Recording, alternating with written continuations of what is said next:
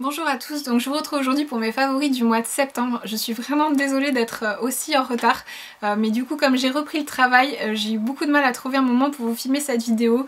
J'ai été très occupée, voilà, après c'est une bonne occupation étant donné que je suis vraiment super contente de mon nouveau travail, ça se passe super bien. On va commencer de suite avec deux produits soins. Donc le premier c'est un gommage de la marque Philosophy qui s'appelle The Micro Delivery Peel, donc qui se présente dans un petit pot comme ça. Donc en fait c'est un gommage qui est extrêmement riche en fait, c'est presque une crème très grasse et vous avez des gros grains dedans, donc c'est un gommage qui est vraiment très abrasif, qui en plus s'applique sur une peau sèche, donc il est vraiment très abrasif, donc ce genre de gommage n'est bien évidemment pas adapté aux peaux sensibles, mais moi qui ai une peau mixte et pas du tout sensible en fait, du coup je l'utilise sur la zone médiane et il est vraiment extraordinaire ce gommage, il est vraiment super. Je vais parler d'un truc pas très glamour, mais si vous avez des points noirs par exemple qui sont extrêmement difficiles à extraire, après avoir fait ce gommage vous pouvez les sortir sans problème, donc voilà, je sais que c'est un peu dégoûtant mais bon voilà, c'est une chaîne beauté et il faut aussi parler parfois de choses qui sont pas forcément très glamour, donc franchement je vous recommande vivement ce gommage. Donc les produits Philosophy vous pouvez les trouver sur le site Skin Store, je vous mettrai le lien de toute façon dans la barre d'infos. Donc ensuite je vais vous parler d'un produit qui est très célèbre aux États-Unis et qui vient tout juste de débarquer en France. Donc il s'agit du masque Glam Glow en fait, donc il est en vente chez Sephora. C'est un masque qui coûte franchement super cher, il est à 49,90 € et franchement je les aurais pas mis dans un masque, surtout pour un flacon aussi petit, mais là il y avait moins 25% chez Sephora et j'en avais entendu tellement de bien de ce masque que du coup j'ai voulu l'essayer. Quand vous l'achetez il se présente en fait dans une grosse boîte comme ça, qui est vraiment à l'image du produit, très tape à l'œil et très clinquante. Quand vous l'ouvrez ça se présente comme ça et vous avez votre petit pot en fait à l'intérieur. Donc vous pouvez avoir un peu la surprise quand vous ouvrez la boîte de voir que le pot est si petit par rapport au packaging. Donc je vais vous lire un peu les effets de ce masque sur la peau. Donc c'est un masque pour les pores dilatés, les peaux à problème, les imperfections, les boutons, les peaux réactives, les rougeurs, les inflammations, les points noirs, feu du rasage, poils incarnés. Donc c'est un masque qui ressemble en fait à de la boue en fait, on dirait un peu un masque à l'argile, il est un peu gris foncé comme ceci, il a une odeur très mentholée. Donc il en faut vraiment très peu à l'utilisation, il faut appliquer vraiment une couche fine parce qu'il faut qu'il sèche complètement avant de pouvoir l'enlever. Du coup c'est vrai que le pot est petit mais apparemment vous avez à peu près 15 utilisations dedans, donc c'est quand même pas trop mal, même si voilà, pour moi ça ne vaut pas son prix. Donc ce masque est, je trouve, efficace, il apporte vraiment un coup d'éclat à la peau, les pores sont resserrés, au niveau des points noirs ça les atténue un tout petit peu mais voilà, ça ne les fera pas disparaître miraculeusement. Pour ce qui est des boutons, comme je n'en ai pas, je ne peux pas vous dire si c'est efficace ou pas. Mais franchement voilà, j'ai vraiment remarqué qu'après avoir appliqué ce masque la peau est plus jolie. Après l'effet ne dure pas, donc c'est vraiment un masque coup d'éclat. Donc si vous avez une soirée ou un événement particulier qui fait que vous voulez avoir vraiment une jolie peau, ça peut être un produit intéressant pour vous. Après pour moi ça ne vaut vraiment pas 50 €, je vais le finir et il est très bien mais je ne le rachèterai certainement pas. Après ils en font pas vraiment une publicité mensongère, c'est vraiment un masque voilà, coup d'éclat quoi, c'est vraiment temporaire, c'est pas un masque qui traite vraiment en profondeur et sur la durée, donc à moins d'en avoir vraiment l'utilité, je ne vous recommande pas ce produit. Donc ensuite je vais vous parler d'un produit qui quand il est sorti ne m'a pas du tout emballé, je me suis dit mais c'est quoi ce truc, c'est nul, ça sert à rien, et donc j'ai une de mes abonnées, Sandra, à qui je fais un petit coucou d'ailleurs au passage, qui m'a vivement recommandé d'essayer parce qu'elle a été vraiment bluffée par ce produit. Donc j'ai fini par craquer, d'autant plus que j'avais une réduction à ce moment là et qu'en plus le prix du produit avait baissé en fait, donc du coup j'en ai profité. Il s'agit du gant pour nettoyer les pinceaux de chez Sigma, donc maintenant il est au prix de 35 $, donc soit à peu près 27 €, donc on revient dans des prix un peu plus corrects, on est loin des 40 € du départ, donc voilà, ça le rend un peu plus attrayant on va dire. Donc en fait pour celles qui connaissent pas, je vais vous expliquer un peu à quoi ça correspond. Donc en fait vous avez, c'est un gant qui est texturé, donc la zone au milieu en fait c'est la zone pour nettoyer vos pinceaux, donc vous mettez un peu de shampoing pour bébé ou de nettoyant pour pinceau moussant en fait, vous tournicotez votre pinceau. Ensuite pour rincer vous avez la petite partie qui est au bout du gant et ensuite vous avez une partie ici pour essorer votre pinceau. Donc franchement, objectivement, j'ai été vraiment très surprise par ce produit. Je m'attendais vraiment à un truc gadget. Il y en a plein qui disent que nettoyer ses pinceaux avec un gant de Mappa c'est exactement pareil. Mais du coup j'ai essayé les deux et franchement ça n'a rien à voir. Donc j'ai comparé avec la même quantité de pinceaux, je mets moitié moins de temps pour les laver. Sur les pinceaux à fond de teint, parfois il reste encore des taches de fond de teint dessus qui sont quasiment impossibles à faire partir. Avec ce gant j'ai réussi à les faire partir sans problème. Au niveau du rinçage aussi, parfois vos pinceaux après le séchage sont un petit peu poisseux malgré le fait que vous les avez rincés pendant un long moment, et avec ce gant là je n'ai plus eu ce problème au niveau du rinçage. Ça rince vraiment super bien les pinceaux, donc franchement pour moi c'est un gros coup de cœur. Je sais qu'il y en a beaucoup qui ont fait des revues négatives sur ce produit, mais je pense que c'était surtout le prix en fait qui choquait tout le monde, pas forcément l'efficacité du produit, mais comme le prix est devenu un peu plus correct, on va dire, c'est peut-être ça vaut peut-être le coup d'essayer si vous avez beaucoup de pinceaux à laver comme moi. Donc ensuite on va rester chez Sigma parce que j'ai fait une petite commande récemment. Je vais vous parler de quelques pinceaux dont je vous ai parlé justement dans ma précédente vidéo sur mes pinceaux préférés. Le premier c'est un pinceau fond de teint qui a détrôné tous mes pinceaux fond de teint préférés, donc c'est le F88. Qui est comme ceci, donc c'est un pinceau biseauté plat, voilà, il est vraiment génial pour appliquer le fond de teint. C'est vraiment un pinceau qui donne un rendu magnifique au fond de teint. Le fait qu'il soit plat et biseauté, ça permet vraiment d'accéder à toutes les zones du visage et à fondre vraiment le fond de teint avec la peau. Donc c'est vraiment un super pinceau à fond de teint, donc si je devais vous en recommander qu'un seul, ce serait celui-là. Et donc ça faisait un long moment que je bavais sur leur kit extravaganza, donc en fait c'est un kit de pinceaux où les férules sont en plaque et or en fait, donc voilà, c'était... je crois que le kit c'est à 500, un peu plus de 500 $, donc c'était juste inenvisageable pour moi de m'offrir ce kit de pinceaux là, d'autant plus que les 3/4 des pinceaux dedans je ne les aimais pas, donc c'était vraiment... voilà, pour moi ça aurait vraiment été un achat inutile et vraiment juste un caprice, donc je ne l'ai jamais commandé ce kit. Et donc là il y a quelques semaines ils se sont décidés enfin à vendre ces pinceaux à l'unité, donc du coup je me suis empressée de passer une petite commande. Donc du coup j'ai pris que mes pinceaux préférés. Je vais vous les montrer brièvement, que vous voyez un peu à quoi ça ressemble. Donc je les trouve vraiment magnifiques et ça me donne un petit peu l'impression d'être une princesse quand je me maquille tous les matins. Après au niveau du prix, ils sont un tout petit peu plus chers que les pinceaux de la gamme normale, mais c'est à peu près 2 $ par pinceau, donc c'est pas si cher que ça finalement. Ça reste quand même abordable au niveau du prix, donc je suis vraiment très contente de ces pinceaux. Très souvent on me pose la question quel fond de teint je vous recommande pour les peaux grasses. Et il s'avère que ce mois-ci j'en ai testé deux qui pourraient très bien convenir aux personnes qui ont la peau grasse, donc je vais vous en parler de suite. Donc le premier c'est l'eau de teint de chez L'Oréal et le second c'est le fond de teint en stick Fit Me de Maybelline. Donc je vais vous parler de ces deux produits conjointement, étant donné qu'ils ont selon moi exactement le même rendu sur la peau. En fait il y a juste la présentation qui diffère. L'eau de teint c'est vraiment un fond de teint très liquide qui porte bien son nom, donc il se présente dans un petit flacon comme ça, il n'y a pas de pompe en fait. Donc en fait moi ce que je fais c'est que j'en mets un peu sur mon doigt, je me fais un peu des traces d'Indien sur le visage et après je l'applique avec mon pinceau. Et donc le Fit Me se présente sous forme de stick comme ceci, donc après à voir selon ce que vous préférez comme texture et comme présentation. Donc ces deux fonds de teint sont vraiment très bien pour les peaux grasses. Une fois appliqués ils sèchent et ont un fini poudré en fait, donc vous pouvez toucher votre visage, vous n'avez pas de transfert et vous ne le sentez quasiment pas sur la peau. Ces deux fonds de teint ont par contre une couvrance légère, un petit peu modulable, mais ça reste quand même une couvrance légère, donc si vous avez vraiment des imperfections très marquées, ça sera pas non plus un fond de teint pour vous. Mais si vous avez la peau grasse sans trop d'imperfections visibles, ces fonds de teint pourraient vraiment vous convenir.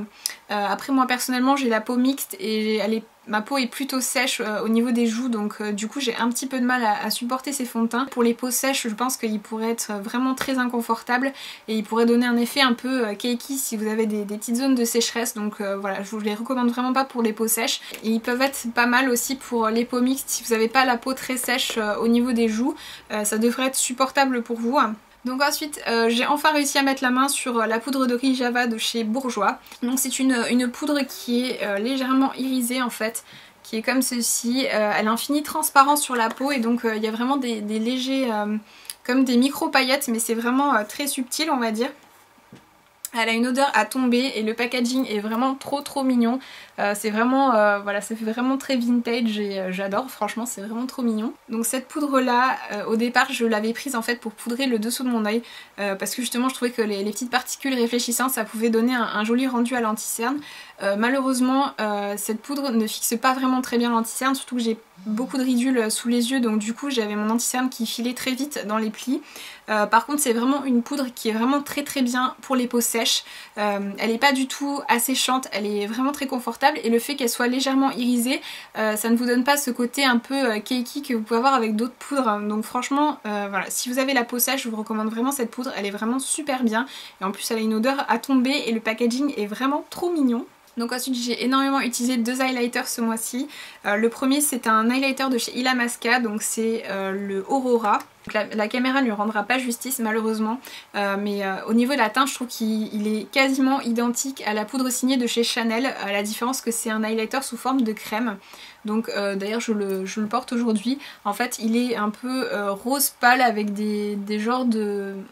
on va dire des irisés dorés pâles, je sais pas comment décrire ça, mais c'est vraiment une très jolie couleur. Je vais vous faire un swatch rapidement, je sais pas si vous allez voir grand chose, mais voilà, il est comme ceci, il est vraiment très joli cet highlighter. C'est une teinte par contre qui est vraiment adaptée uniquement qu'aux peaux claires. Après je crois qu'il y a une deuxième teinte qui est un peu plus foncée, je pense qu'il pourrait correspondre un peu plus aux peaux mat ou noires. Donc ensuite un deuxième highlighter que j'ai beaucoup utilisé toute la fin du mois d'août et tout le mois de septembre, et que je continue encore à utiliser ce mois-ci, c'est aussi le cas de l'enluminaire Illamasqua que j'adore. Il s'agit donc d'un produit de chez Josie Maran, donc c'est une marque américaine qui n'est pas commercialisée en France, donc c'est l'Argan Illuminizer. Donc c'est un produit qui se présente comme ça dans un flacon en verre avec une petite pompe. Donc dedans vous en avez pour une vie. C'est un highlighter que vous pouvez mélanger avec votre fond de teint ou alors appliquer juste en petite touche comme moi je le fais. Il en faut vraiment très peu. C'est un highlighter qui est un peu plus doré en fait, qui est vraiment très joli. Voilà, il est comme ceci et franchement je l'adore. Tous les produits de cette marque là sont formulés à base d'huile d'argan. J'adore vraiment cet highlighter, donc je pense que je vais tester d'autres produits de cette marque là. Donc étant donné que cette marque n'est pas vendue en France, vous pouvez trouver ces produits avec un petit peu de chance sur eBay US. Donc ensuite un produit dont on m'a beaucoup parlé et que je me suis enfin décidée à tester, c'est la base à paupières de chez NARS. Donc elle est vraiment super, elle a détrôné ma Primer Potion que j'utilise depuis des années. Par rapport à la Primer Potion, je trouve que les fards sont plus faciles à estomper, les fards accrochent mieux, il y a un petit peu moins de chute, donc franchement c'est un gros coup de cœur pour moi. Et elle fait moins de... elle laisse moins d'épaisseur sur la paupière, donc je trouve ça plus agréable quand même. Petit point négatif, comme tous les packaging de chez NARS, c'est un packaging en gomme, donc c'est hyper salissant, c'est vraiment presque pénible, je comprends pas pourquoi ils s'obstinent avec ce genre de packaging. Voilà, c'est le seul point négatif. Franchement si vous cherchez une bonne base à paupières, je vous recommande vivement celle-ci, elle est vraiment géniale. Donc ensuite 2 fards à paupières que j'ai adoré, que j'ai beaucoup utilisé ce mois-ci. Donc vous allez me maudire, il s'agit de 2 fards à paupières de chez MAC qui étaient en édition limitée et je crois qu'ils sont plus disponibles partout parce que là il y a la collection je crois Rihanna qui vient de sortir il y a quelques jours. Il s'agissait donc de fards à paupières de la collection Indulge. Donc le premier, celui que j'ai le plus porté, c'est le Divine Décadence, qui est comme ceci, c'est celui que je porte d'ailleurs aujourd'hui. Il est vraiment magnifique, il me fait penser un peu à Patina mais en moins mat on va dire. Il est vraiment superbe et j'ai regardé dans ma collection, j'ai aucune couleur qui ressemble à ça, donc c'est vraiment un très joli marron cuivré. J'aime vraiment beaucoup. Le deuxième c'est le fard Sex and the Oyster, qui est en fait un gris bleuté comme ceci, qui est sublime aussi pour tout ce qui est smoky etc, avec un peu de noir. Il est magnifique.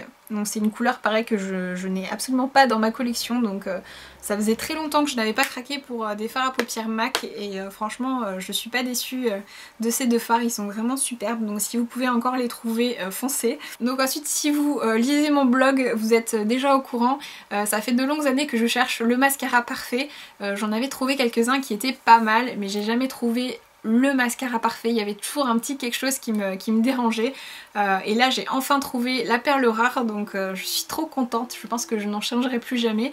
Donc il s'agit du mascara Lash Domination de chez Bare Minerals, donc qui est comme ceci. Donc apparemment il est très difficile à trouver actuellement, je sais qu'à l'heure où je tourne cette vidéo il est encore disponible sur fil unique, donc je vous mettrai le lien dans la barre d'infos. C'est vraiment un mascara génial, je vais pas trop m'étendre sur le sujet étant donné que j'en ai fait un article sur le blog, j'aurais un peu l'impression de me répéter, donc si ça vous intéresse je vous mettrai le lien dans la barre d'infos. Comme vous le savez peut-être, pour mes sourcils j'utilise un fard de chez MAC, donc qui est le fard Cork, donc depuis des années, avec un pinceau biseauté, donc je redessine mes sourcils avec ce fard là. Pour moi c'est ce qui fonctionne le mieux, c'est le rendu que je préfère, mais je cherchais quelque chose de plus rapide en fait pour les matins où je suis pressée, où je me maquille peu. Et donc récemment il y a la marque Benefit qui a sorti le Gimme Brow. Quand j'ai vu ça je me suis dit ouais c'est encore un gel pour les sourcils, ça m'a pas interpellé plus que ça, mais finalement j'ai quand même été lire la description. Et en fait il s'avère que c'est un gel donc à sourcils qui est teinté et en fait qui contient des petites fibres qui vont venir s'accrocher à vos sourcils et les étoffer en fait. Donc c'est finalement un produit qui est plutôt unique, j'ai jamais vu aucun produit de ce type là. Et franchement il est vraiment très bien, il accroche aux sourcils et à la peau également, donc si vous avez des petits trous ou des choses comme ça, il va les combler également. Et étant donné que c'est un gel, donc il va maintenir vos sourcils en place toute la journée, donc c'est vraiment un super produit. Je vous en ai fait aussi une revue sur le blog avec des photos avant-après, je vous mettrai le lien dans la barre d'infos. Donc il existe en 2 teintes, moi j'ai pris la plus foncée et il existe aussi une teinte plus claire pour les blondes et les châtains clairs. Donc vraiment une belle surprise avec ce produit là. Donc ensuite encore un gros coup de cœur de ce mois-ci, donc il s'agit de la collection Retro Matte de chez MAC. Donc, cette collection comprend 8 rouges à lèvres mat en fait, dont 3 qui sont en édition limitée, mais les autres vont venir s'ajouter à la gamme permanente en fait. Donc moi qui suis une fan de rouge à lèvres mat et coloré, j'ai été grandement servie avec cette collection. Donc tout d'abord il y a celui que je porte aujourd'hui qui est le Runaway Heat, qui est un genre de pêche mat complètement magnifique pour tous les jours, je l'ai énormément porté ce mois-ci. Malheureusement celui-ci fait partie bien évidemment de ceux qui sont en édition limitée, du coup j'ai fait un petit peu de stock parce que j'adore vraiment ce rouge à lèvres. Donc voilà le Runaway Heat. Et donc ensuite j'ai pris 3 autres teintes qui elles font partie de la gamme permanente. La teinte Relentlessly Red. Si vous avez raté le Parti Paro, celui-ci est un dupe quasiment exact. J'ai fait un swatch comparatif sur le blog, vous verrez qu'ils sont quasiment similaires. Donc bien évidemment étant donné que le Parti Paro c'est mon rouge à lèvres préféré de chez MAC, celui-ci je l'adore aussi. Et le fait qu'il soit dans la collection permanente maintenant ça m'a fait sauter de joie. Donc il est ici en fait, c'est un rose pétant. Et donc dans cette collection sont sortis aussi des crayons Pro Longwear, donc qui font également partie de la gamme permanente. Et donc il y a le crayon Dynamo qui est fait pour aller avec ce rouge à lèvres et qui va aussi parfaitement bien avec le Parti Paro. Donc pour celles qui cherchaient un crayon pour aller avec, sachez qu'il y en a un qui vient de sortir. J'ai aussi pris la teinte All Fired Up qui est un genre de rose framboise mat. Il est très joli aussi, donc il est comme ceci. Et j'ai pris la teinte Flat Out Fabulous, donc c'est un genre de magenta qui tire un petit peu sur le violet, qui est très joli. Je pense que je vais beaucoup le porter cet automne et cet hiver. Il est ici. Je vous ai fait un article sur le blog, donc vous pourrez y retrouver des photos un peu plus détaillées et des swatchs comparatifs, donc je vous mettrai aussi le lien dans la barre d'infos. Une belle petite découverte de ce mois-ci, donc il s'agit des gloss Color Show de chez Maybelline. Donc moi j'ai pris la teinte 165 qui est un espèce de rose pâle avec des micro paillettes. J'ai vraiment été très surprise par ces petits gloss, ils sont pas du tout collants, les teintes sont vraiment très jolies, ils ont une petite odeur un peu fruitée qui est très agréable. Donc si vous cherchez des gloss vraiment très sympas et pas très cher, je vous recommande vivement ceci. Donc pour terminer au niveau des ongles, ce mois-ci j'ai énormément porté le Vixen de chez Revlon qui est un genre de rouge cerise. C'est celui que je porte d'ailleurs aujourd'hui, il commence un petit peu à s'écailler donc il va falloir que je refasse mes ongles. J'aime vraiment beaucoup les vernis Revlon, ils ont une texture assez liquide mais ils ont quand même une bonne opacité, je ne mets que 2 couches et ça suffit. Et du coup comme ils sont liquides ça fait vraiment une couche fine sur l'ongle et du coup ils tiennent vraiment très bien grâce à ça. Ils s'écaillent vraiment pas facilement. Là je crois que voilà, mon vernis commence tout juste à s'écailler mais ça fait quasiment 2 semaines que je l'ai sur les ongles donc franchement je trouve qu'au niveau de la tenue c'est assez bluffant. Un autre vernis que j'ai beaucoup porté en septembre, il s'agit d'un vernis de chez Essie, donc c'est le After School Boy Blazer, donc qui est une édition limitée que vous pouvez encore trouver. C'est un genre de bleu marine vraiment très foncé. J'avais mis une photo de moi sur Instagram portant ce vernis là avec ces paillettes là, donc qui sont les paillettes Happy Birthday de chez Deborah Lippmann. Elles sont vraiment magnifiques ces paillettes, donc du coup j'avais associé les deux et ça faisait vraiment un rendu très joli. La marque Deborah Lippmann n'est pas vendue en France, je pense que vous pouvez trouver ces vernis là sur eBay US. Moi celui-là je l'avais eu en cadeau en commandant sur Sephora US et en me faisant livrer par Shipito. Et je l'aime vraiment beaucoup donc je pense que je me le reprendrai en full size. Donc voilà, c'est tout pour mes favoris du mois de septembre, j'espère que cette vidéo vous a plu et je vous dis à très bientôt.